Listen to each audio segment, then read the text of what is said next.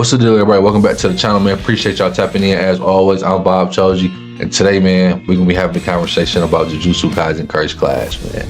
I know how that sounded in 2025, but I think it's time we overdue for a little conversation about the current state of the game and what's next for the game, if anything, honestly. So with that being said, but let's not waste no time. Let's get right into it. And for those of y'all that's not locked in, please make sure to hit that subscribe button, man. Let's get it, yo.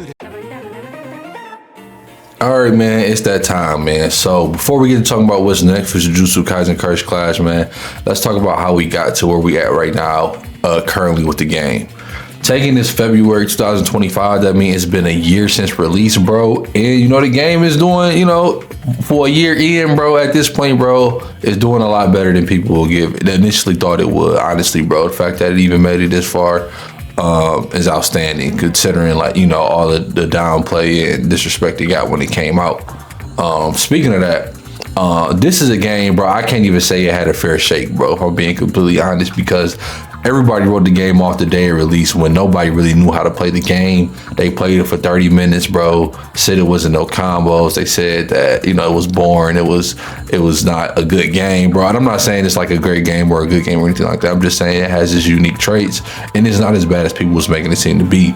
I think a lot of people kind of just wrote it off too early before they actually understood what they were supposed to be doing on the game or how to be competitive in the game. So take a step back from the bad launch that happened in February 24, and then you got the game that's kind of been out. The base version of the game was out 5 months before any update or DLC. Actually, I do think it was an update before the first initial DLC came out. But like I said, the game launched in February. We got our first major DLC in like June or July, which was like the hidden inventory DLC. So yeah, DLC comes back out in like the summer of 24, June or July, and it hits, bro. It's a banger. Like they 100%, they hit the nail on the head with the first DLC to hit inventory. Along with an update, we got 5 new characters that came at one time, bro, which was like insane. It was probably one of the best DLCs for an arena fighter, like that I've ever seen. If I'm keeping it a buck, it is one of the best. Just pure DLC, just based on the quantity of characters. We got the updates that came with it. We got maps. We got a story mode for people who did play the story mode. We're not gonna talk about story mode though. So it was a lot of stuff. It was well worth the wait. And that's kind of the thing with these games as far as updates and DLCs, where they don't get content drops often, but when they do drop content, they don't miss. That's just something I can applaud JJK for. When it come to any DLC, any updates, bro, they just don't miss. They hit it out the park every time, even though it's like a 5-month wait in between. Yeah, they bangers, bro, bangers. So not only does the DLC bring new characters and stages and content to the game, usually, and this is the case with every game, when a DLC drops, it increases the player base. So this being a game with a very low player count, that didn't really rise at all from release or anything. It kind of just decreased, like consistently decreased since the day of release till now. And it's just gotten lower and lower ever, to the point where people who enjoy the game, the only way to really play it viably is to, set up matches with people or if you're in a Discord or something like that, because it's very hard to get games online and things like that. So like I said, DLCs also brought the player base up at the time they were released for like that 1 or 2 week spike, bro, which was a very fun time to play. And I think those is where you get like the peak of JJK was up on DLC releases, because not to say the game is not good, there's no content coming out, but you just got more matches frequently. Everybody was on enjoying the game, and it was a lot better experience, bro. So that's one thing. Another thing that the DLCs did great was bring people to the game, or people back to the game. All right, so boom, like I said, first DLC drop. After that, they came out with a probably like a content update, probably every other month, where they would release a free character here and there. I think it was like a total of 5 free characters, which was a W update. You know what I mean? Free characters, free DLC, can't complain. A lot of people enjoyed it. A lot of characters actually pretty good and valuable as well. So it's not like they was just trash characters. So 5 months later down the road, 6 months later, whatever, after the summer DLC, we get a Shibuya DLC update in November of 24. So from February to November, like I said, when the game released all the way to November, which was the last content update, we got a total of like 2 DLC, 5 free DLC characters, and like a bunch of other patches and stuff like that in between time. So like they weren't doing a terrible job of updating the game, you know what I mean, and like keep people involved. Like I said, they weren't doing the worst job. It wasn't the most consistent. There was like long waiting periods in between times, bro. But like I said, it was decent. It was decent at best. All right, so we go from there, and the player base was kind of 50-50 at that point, man. And it was still, you know, a lot of people rocking the game. At this point, it's people who really like enjoyed the game, enjoyed the series or whatever, and like actually took their time to learn to play the game. Everybody know how to play the game at this point, and people that's really kind of could see the game for what it's worth, like in its complete, you know, in its complete form. Then they dropped the Shibuya DLC, and the Shibuya DLC just brought the game back to life for like a solid stretch, like almost 2 weeks to a month. The game was kind of back up. Like people who never even touched the game, you know, was looking at the DLC and they seen the hype, bro. Everybody wanted parts in it. People that was like put the game down because they wasn't rocking with it at first, and came back, give it a second try. Some people still thought it was trash. Some people actually was like, oh, this is not too bad. You feel me? But the game was popping for like a solid 2 weeks to a month. Pretty a little longer than that after the Shibuya DLC drop. It brought a lot of characters that people was asking for, a lot of cool stages, bro, a lot of content to the game just overall. And like I said, when they do the DLC, they don't miss. So like you might wait a while, but the DLC is gonna be well worth the wait.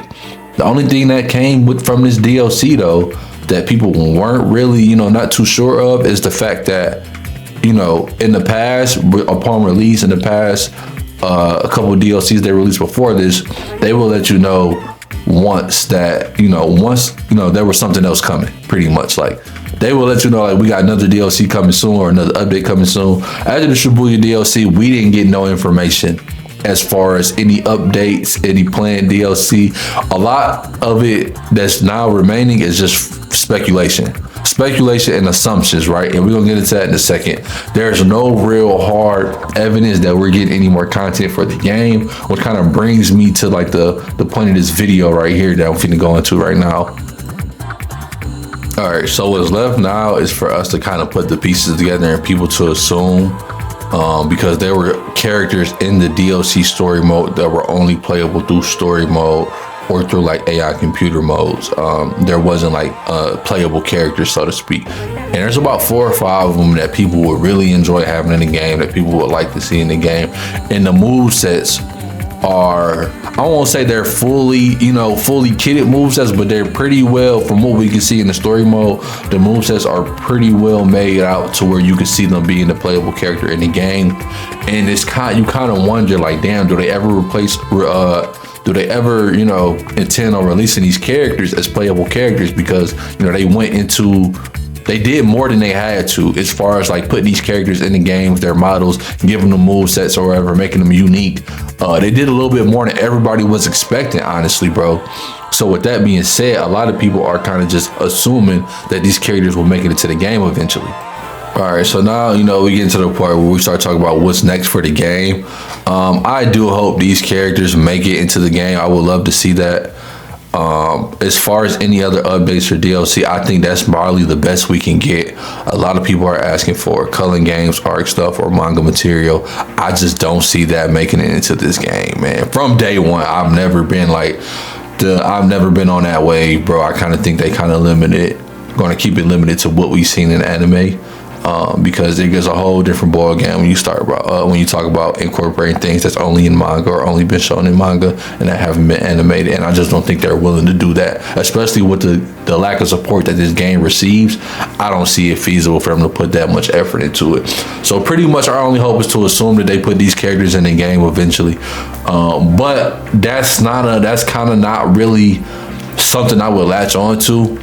Especially that I mentioned earlier in the video, we hit the 1-year anniversary, right? And I was thinking, you know, it's been a cool, 4 months or so since the last DLC came out. So if they wanted to announce any future content or any update or whatever, the 1-year anniversary or whatever, it will probably be the best time to do it. But you know, they didn't drop nothing. They didn't come out. They didn't even celebrate the 1-year anniversary. They didn't make a post or nothing. No new information was provided. So that kind of leads me to believe that the game where it's at right now, like I said, not in the bad space as far as balancing and everything like that. Definitely not in the bad space. A lot of different characters to play. Every character is unique to their own thing. That's what makes this game so good to me personally. But I think as far as like content updates, I kind of think that's where we at with it, man. And you know, with this game, updates and contents were so important because that's what brought people back to the game. That's what brought people, you know, to the game for the first time, was seeing like new drops or whatever. And I just don't think that's going to be happening again. So the only downside to that is that the player base as it is now, which is bad, like at all-time low, it's probably not going to get no better than that. And I could be wrong. I hope I'm wrong, but you know, there's not a lot of people that's really tapped into this game. There, like I said, there are people that enjoy it for what it's worth in its entirety. But there's people that's kind of like, it got a bad rep. It got a bad rep, and it's nothing the game has done to fix that. In terms of gameplay, like I'm saying, like, it's hard to judge. If you just look at it, there's nothing about the game that's going to jump out to you. You kind of got to sit down, play it. Like I said, learn how to be competitive in it, learn, you know, the aspects of it. But people not willing to do that, and I don't blame them. So it's kind of like, it's in a bad spot right now in terms of like bringing new people to the game. One thing I think could really go over well though, if they were to add this game to like PlayStation Plus or Game Pass, I think a lot of people would be more willing to try it or give it a shot, seeing as it's free. The biggest knock on this game was that a lot of people were saying it's not worth a full price game, and that's fair. You know what I mean? That's completely fair. So I get people not wanting to spend that big ticket on a game like this, that you is a high probability that you might not like the game or the game might not be for you. But I feel like if they were to put it, you know, after so while, you know, if they're going to give up on it, they might as well put it on PlayStation Plus and Game Pass anyway, and let just people, you know, have at it. I feel like that might be the last hope for really kind of increasing the player base. Other than that, I don't see things change anytime soon, man, unless they do decide to come out with some more DLC updates. Unfortunately, man, that's just kind of like, that's just how it go, bro. And then in the age right now where you got a lot of different things going on, anime games, Naruto Storm Connections just got a big update. You got Bleach dropping next month. Dragon Ball Sparking Zero just got his first DLC pack. So you know what I mean? Like the anime games are moving. My Hero Ultra Rumble, which is also made by Viking, I believe, is, you know what I mean, another game that's getting consistent updates or whatever, and getting more content, things like that. So a lot of things are moving right now, bro, and I just don't see anything as far as Cursed Clash being able to kind of keep up with that in terms of, like, you know, some of the bigger anime games. They're pretty much just giving people a reason to play that haven't played already. DLC was a thing that brought people in, and now that we're not getting no more DLC, I kind of just think, you know, unfortunately, this might be it. Not to say like I'm gonna stop playing the game or people just stop. I'll never say the phrase that a game is dead is kind of weird to me, bro. As long as there's people that enjoy it, that, you know, are willing to play it, bro, I don't think you could say it's dead. But the player base is definitely lacking. So like I said, this game is not for people that just don't genuinely enjoy it right now. Only people you gonna see play this game is people that genuinely enjoy it right now. So, you know, take that how you will, whether that's a good thing or a bad thing. That's up to you to decide. But that's just kind of like, you know, how I'm feeling as far as like Jujutsu Kaisen Cursed Clash at its current state, man. And as far as the future of JJK Cursed Clash, I think the game is just where it's at right now, and this is going to be like the most complete version of the game we get, unless they do decide to drop some more DLC. Like I said, they don't always make the most sensible decisions or the decisions I think are the most sensible and logical when it comes to announcing DLC. Like I said, I felt if they were to announce anything, it would be on the 1 year anniversary mark, or just a little hint or, you know, glimpse of anything. That would been a time.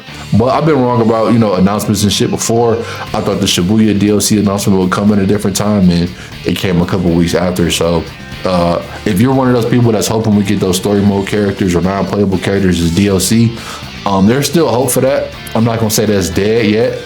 But my target date was the 1 year anniversary. So I said to myself, if we don't hear nothing by then I just got to keep it a buck, keep it a beat, keep it 1,000, man. This might be it. You know what I mean? So if you enjoy the game, still enjoy the game. But don't hold on to the false clamor, especially not any manga DLC.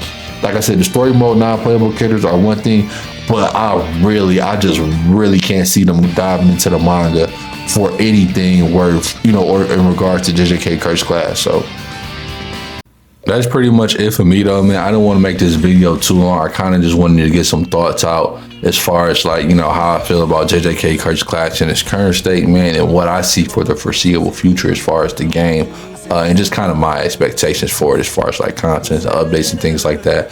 Like I said, I could be wrong. I'm hoping I'm wrong, but you know, with the low player count and everything like that, I don't see them putting no more investing any more into this game than what they already have. Not to say that they didn't already, you know, give us a lot, because they did. So if this is it for the game, I'm cool. I'm content with that. You know what I mean? I'm still, you know, I enjoy the game. I've been like an average enjoyer of the game, so it could be a little bit of bias speaking right there, bro. But if this is what it's looking like when it's all said and done, bro, I'm cool with like the first console JJK game, bro, and I'm looking forward to what they do with the IP next, man.